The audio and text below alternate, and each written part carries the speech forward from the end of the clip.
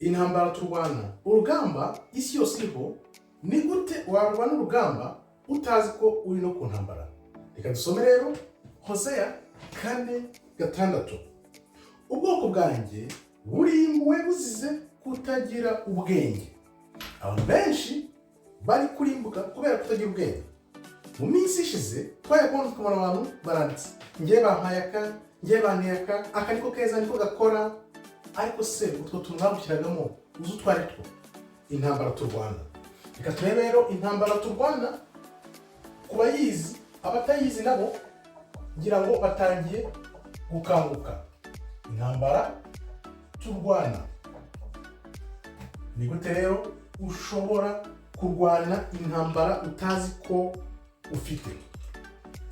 Kuko maze kubivuga ibyo bintu byabayeho, ariko ngira ngo ubu abantu bamaze gukanguka kubera ko Imana yagiye ituvungura ku bwenge kugira ngo dukanguke mbere y'ibihe, tumenye imigambi ya satani. Kuki ibyo bintu babishyizemo bigakwira isi yose? Wakibajije. Ikimenyetso gikomeye ni nk'imfu za Magufuli. Magufuli buriya yabaye intwari, yitangiye abaturage be, aravuga ati ibi bintu ntabwo nshaka ko babashyiramo. Aburirwa urengero, tuzi ko byagenze.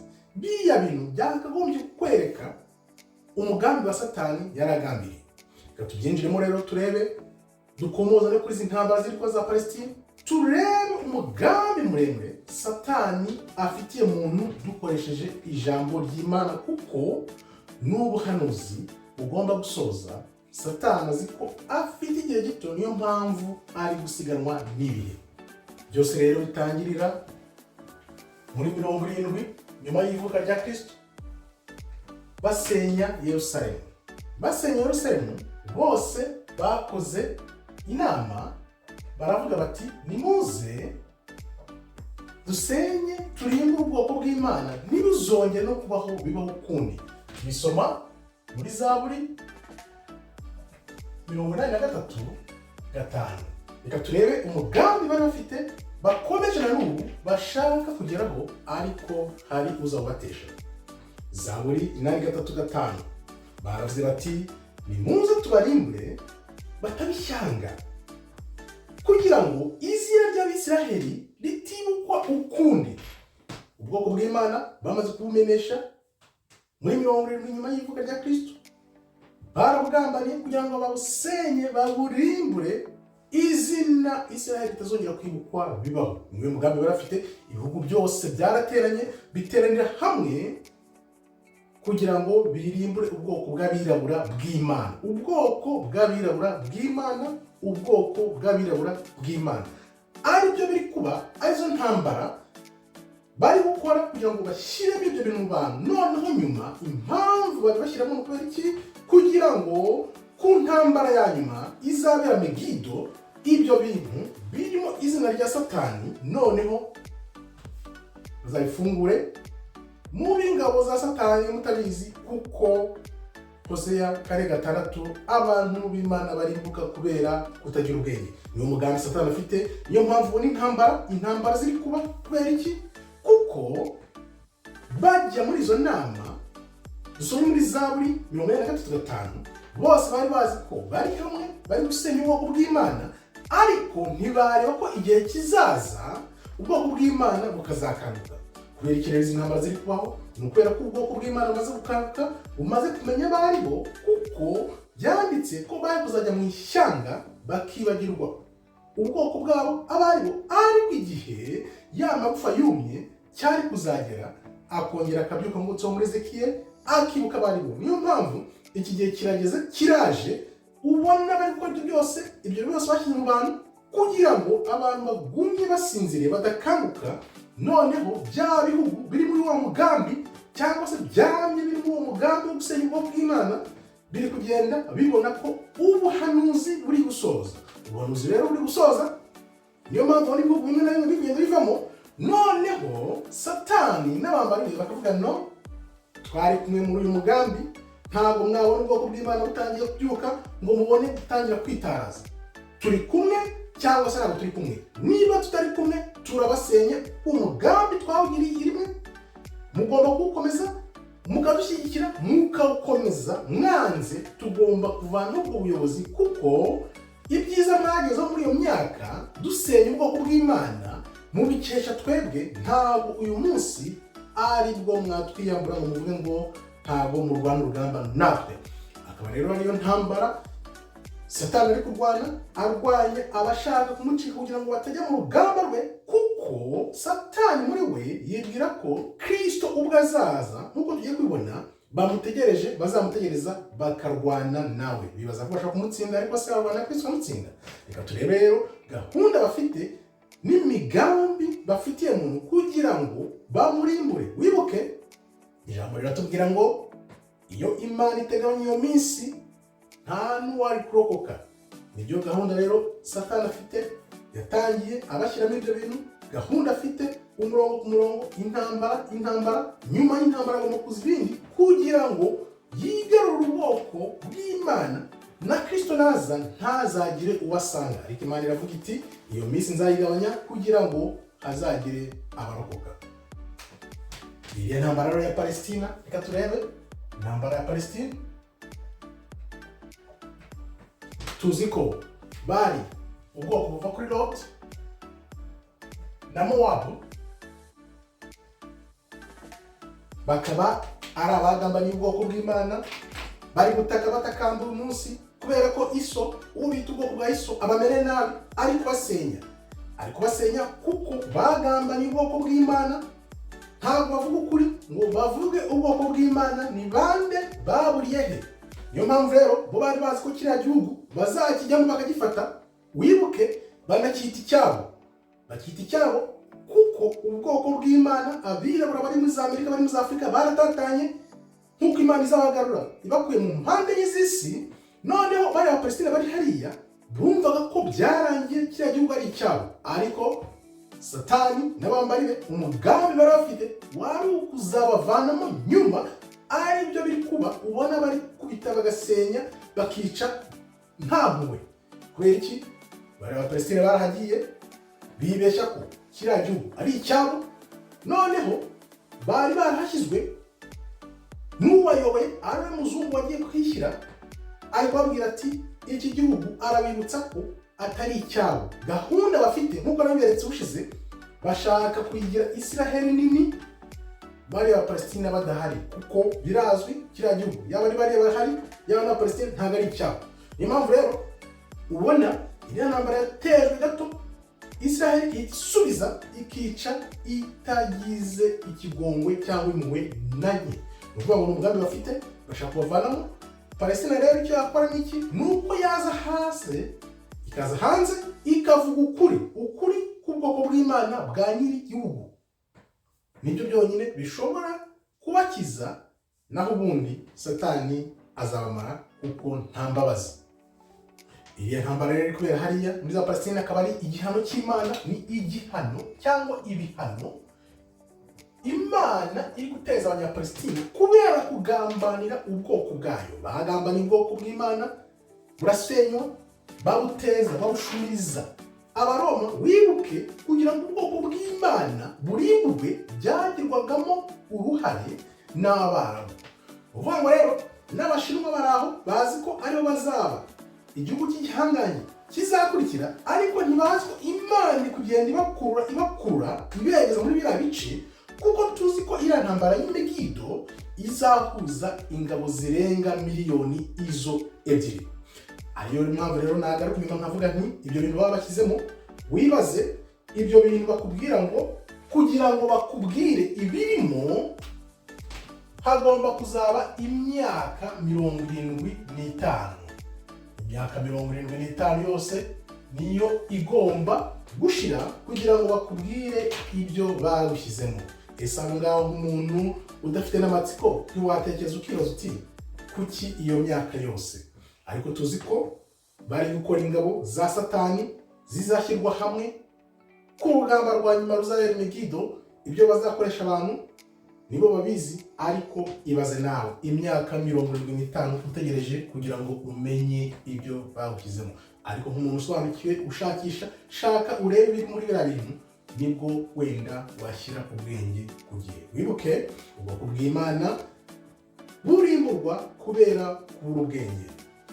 Wibuke iminsi yashize abantu bavuga ngo ngiye bampaye aka niko keza, bakankizemo niko keza, ariko si uyu munsi ngira ngo benshi bamaze guca akenge, bafite iki amakenga ibyo satani ari gukora. Niyo mpamvu na n'ubu bavuga bati mugende mukomeze mujye muri izo gahunda. Abana bavuga ibyo mwadukoze ntabwo tuzi ibyo ari byo, ahubwo mutubwire ibyabaye.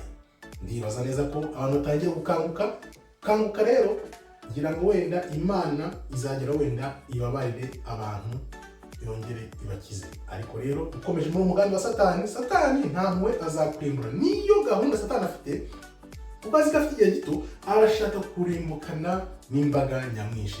Ese uri muri iyo mbaga cyangwa se uzaza ku ruhande rwa Kristo wakira agakiza uvuge mu gushya kugira ngo ube umwana w'Imana aho umwana wa satani? Bitekerezeho, igihe ni iki, kuko hasigaye igihe kitari kirekire. Yego haracyari igihe uregeranyije n'imigambi satani afite. Ngewe ndebera ku byo satani ari gukora, kuko nzi neza ko satani niwe uzisenya. Satani niwe uzisenya, ngewe niko mbibona. Niyo mpamvu atanguranwa n'igihe. Ariko ibyo binakora ntiyibuke ko ahubwo biri kumuzanira kwirimbura. Ibyiringiro umuntu afite ni uko Kristo azagaruka, Kristo akaza akadukura mu menyo y'urubamba, ikatureba ukuntu bizagenda. Ubatabizi reka twumve uko bizagenda, nubwo satani avuga ngo azamutegereza arwane nawe, ariko reka twumve. Ibyahishuwe 19:11, mbona ijuru rikinguye, kandi ngiye kubona mbona ifarashi y'umweru, uhetswe nayo yitwa wo kwizerwa kandi ukiri. Niwe uzaca imanza zitabera, akarwana intambara zikwiriye. Kristo rero niwe uzaza.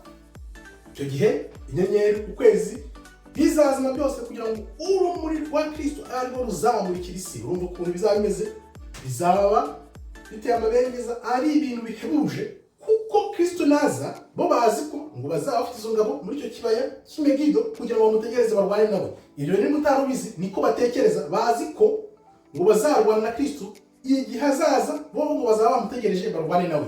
Nizo gahunda bafite, byose turabizi. Ariyo mpamvu ubona bari gukora ziriya ntambara za Palestina kugira ngo bamanze bakure, noneho bakore urwo rugamba rwo kwitegura Kristo ngo naza bazarwane nawe. Ubu ni ubuhanuzi buzwi, barabuzi. Nubwo bavuga ngo ibihe bagiye bahindura ibintu byose kugira ngo umuntu atabimenya, kuko ubwoko bw'Imana bumaze gukanguka. Ni ukuvuga ngo bazi neza ko imperuka yegereje. Kristo rero agomba kuza, akaza vuba, kuko bitabaye ibyo ntawe uzarokoka. Birayi bashyize mu bantu, intambara ziri kuba hirya no hino. Iriya ni intangiriro, ibizakurikira nibyo tutazi, ariko Imana irabizi kandi izabiturinda, ko ariyo nyir'ububasha. Satani ashaka kujya imbere ye, ariko Imana ihora kugiye gusa. Mutegereze rero murebe iri bugufi. Intambara turwana, iyi ntambara turwana nta muntu, ntabwo ariyo kubaho gusa nk'umuntu ngo ugire ubuzima, ahubwo ni iya nyuma y'ubuzima. Kuko satani we azi ko afite igihe gito, ashaka kurimbura no kurimbukana n'abantu benshi. Abatabizi bandi bindeba cyangwa se abatita ku bintu, abo nibo satani azarimbukana nabo. Kandi nurimbuka na satani, ahazajya niho uzajya. Wigera rero ahazajya, ahubwo uze ahantu Imana igushaka kuba, kugira ngo uzabone ubugingo buzira iherezo. Turebe rero uko bizarangira, noneho ufata ingamba zo gukanguka, ukanura urebe ibiri kuba, wikwita kuri televiziyo ibyo ikubwira. Kuko ibintu byose televiziyo ikubwira, nakwira ko maze nk'imyaka 10 ntareba televiziyo. Ushobora kuba ihariye, ariko kugira ngo uyirebaho ibintu byangombwa bikwigisha gukangura, atari ibikoza ubwonko. Televiziyo tuzi neza ko zibereho koza ubwonko, tuzi neza babivuzeho, bagiye babizira. Nk'abamanuro Mayesi nibyo bazize, bakangura abantu babwira ati wireba televiziyo, kuko televiziyo ikoza ubwonko aho kugira ngo ukanguke. Barakubwira ngo ubwami buraha, nturebeyo. Bakubwira ngo uri hariya, nturebeyo, ahubwo wewe urebe ijambo, kuko byose biranditse mu ijambo. Urisomo ryumve, isomo ryumve, urishyire ku mutima wawe, maze utegereze. Aho ubukira ibintu, barakubwira ngo ngwino ngo bagushyiremo ibintu, bakagushyiramo ibintu utazi, uyu munsi ukaba wicuza impamvu wabyakiriye. Ese kuki wabyemeye?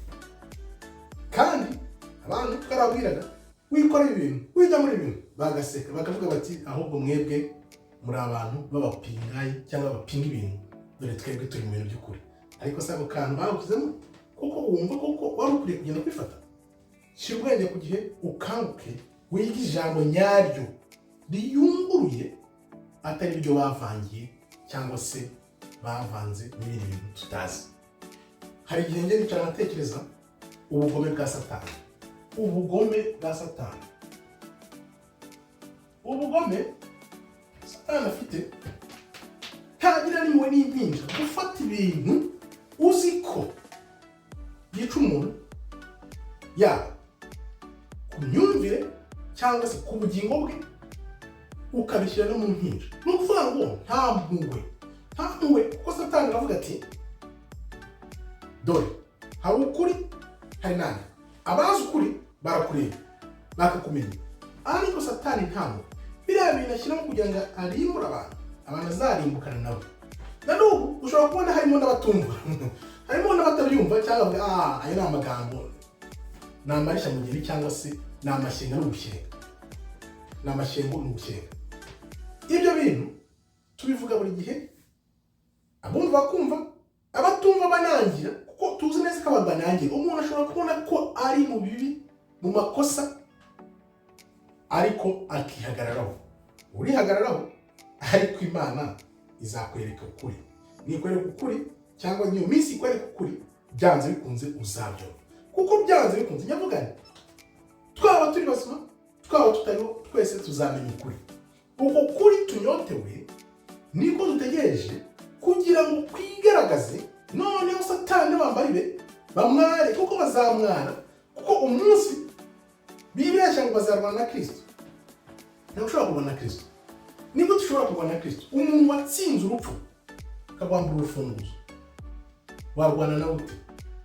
Impamvu rero ni iyi, nuko satani we azi ko abantu bagenda bahinduka havuka bashya hakaza abandi, noneho babandi bavutse bashya bakabashyiramo iyo zabwonko bakumva ko bashobora kurwana n'umwami Kristo, umwami w'abantu.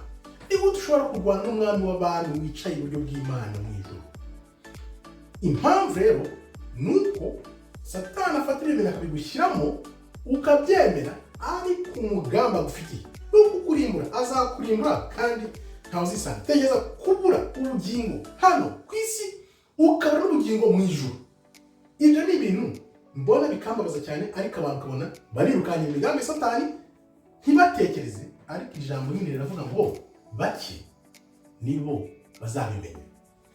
Iyo ubuntu ukabimenya ukabyumva ushishikariza kugira ngo ubisangize abandi, bake muri bo bazabyumva bazakanguke bave ubuzima bazi umuntu, kuko twifuriza buri wese kugira ngo yakire agakiza azabone ingororano mu ijuru. Murakoze rero, Imana ikomeze ibarinde. Shalom, shalom, shalom.